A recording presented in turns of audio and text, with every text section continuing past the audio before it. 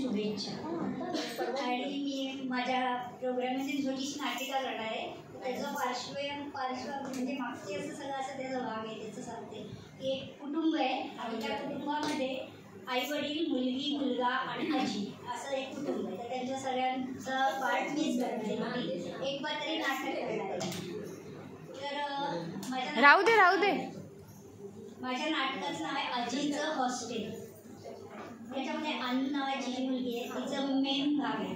तर अनु आई वडिलांना हाक मारते, आई बाबा आणि आजी सगळ्यांनी इकडे या ना, जरा मला ना तुम्हाला सगळ्यांना काहीतरी सांगायचं, या ना सगळ्यांनी. आई आणि बाबा येतात आणि बसतात. आणि मग नंतर आजी, अगं आजी तू पण ये ना गं, तू आल्याशिवाय मी कसं सांगू, मला सगळ्यांना सांगायचं. आले ग आले, थांब जरा. हां मग आजी आली, आजी बसली. आता अनु, आजी, आई आणि बाबा तुम्हाला सांगू का, मला ना सगळ्यांना एक गोष्ट सांगायची की आता ना मी आणि दादा दोघांनी असं ठरवलं आहे की पुढच्या वर्षी आम्हाला तुम्ही हॉस्टेलला पाठवायचं नाही, आम्ही घरीच शिकणार, सगळ्यांबरोबर राहणार आणि आजीला पण आम्ही इकडेच ठेवणार. आजीला पण तुम्ही हॉस्टेलला म्हणजे वृद्धाश्रमात पाठवायचं नाही, कारण आम्हाला आजीबरोबर राहायचं आहे. आई म्हणली, अगं तुला कोणी सांगितलं आजी वृद्धाश्रमात जाते, मी तुला म्हटलं की नाही आजीचं हॉस्टेल आहे तिथे जाते आजी. मला कळतं काही आता, मी आता 5वीत जाणार की नाही, मग मला नाही का कळत आता हॉस्टेलला जात नाही काही आजी, वृद्धाश्रमात जाते म्हणून. आणि काय सांगू तुला, मला नाही आवडत आजीशिवाय राहायला, म्हणून आम्ही असं ठरवलं आहे. तर मग तुला कसं कळलं सांग बरं वृद्धाश्रमात आजी जाते म्हणून. अगं आमच्या स्कूलमध्ये ना स्टोरी टेलिंगची स्पर्धा होती आणि त्याच्यामध्ये ना मी ससा आणि कासवाची गोष्ट सांगितली. तर तेव्हा मला टीचर म्हणाल्या, तुला एवढ्या छान छान गोष्टी कोण सांगतं.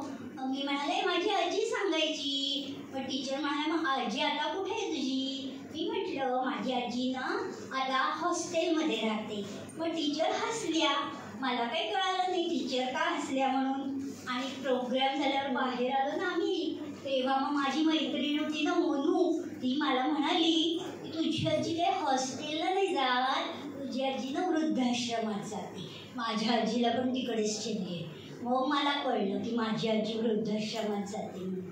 मग मी दादा आणि मी ठरवलं की आता आपण पुढच्या वर्षीपासून घरीच राहायचं.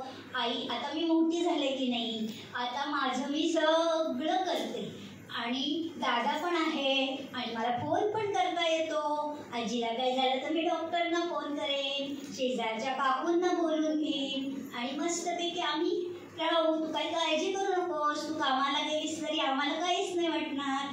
आणि माझ्या व्यक्ती शेजारची मैत्रीण सोनू आहे की नाही, आपल्या बाजूला राहते ती मला म्हणाली आपल्या इथली शाळा पण खूप छान आहे, आपल्या शाळेमध्ये बांगड्या घातल्या तरी कोण ओरडत नाही, टिकली लावली तरी कोण ओरडत नाही आणि खूप छान छान कार्यक्रम होतात आपल्या शाळेत.